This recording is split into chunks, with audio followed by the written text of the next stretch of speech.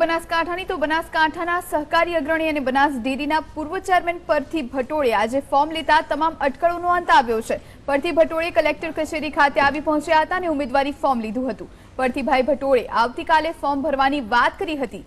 બનાસકાંઠામાં હવે ભાજપના પરબત પટેલ અને પરથી ભટોળ વચ્ચે જંગ જોવા મળવાનો છે। ઘણા સમયથી અટકળો ચાલતી હતી પરથીભાઈ ભટોળના નામની, ત્યારે આજે તમને કલેક્ટર કચેરી ખાતે ફોર્મ સ્વીકાર્યું છે, ઉમેદવારી પત્ર સ્વીકાર્યું છે।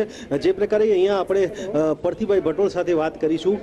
સાહેબ, આજે જે પ્રકારે અહીંયા પરથીભાઈ ભટોળ કલેક્ટર કચેરી ખાતે આવી પહોંચ્યા છે અને તેમને ઉમેદવારી પત્ર સ્વીકાર્યું છે, જે પ્રકારે અહીંયા તેઓ ઉમેદવારી કરવાના છે, કોંગ્રેસમાંથી ઉમેદવારી કરવાના છે, ત્યારે જે પ્રકારે અહીંયા પરથીભાઈ ભટોળ છે અત્યારે જે આપણી સાથે છે, આપણે તેમની સાથે વાત કરીશું।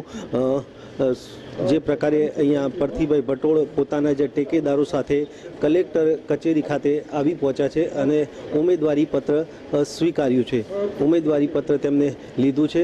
જો કે તેમની લડવાની રણનીતિ છે કોંગ્રેસ। સાહેબ, ખાસ કરીને જે પ્રકારે આજે ઉમેદવારી પત્ર આપે લીધું છે, શું કહેશો?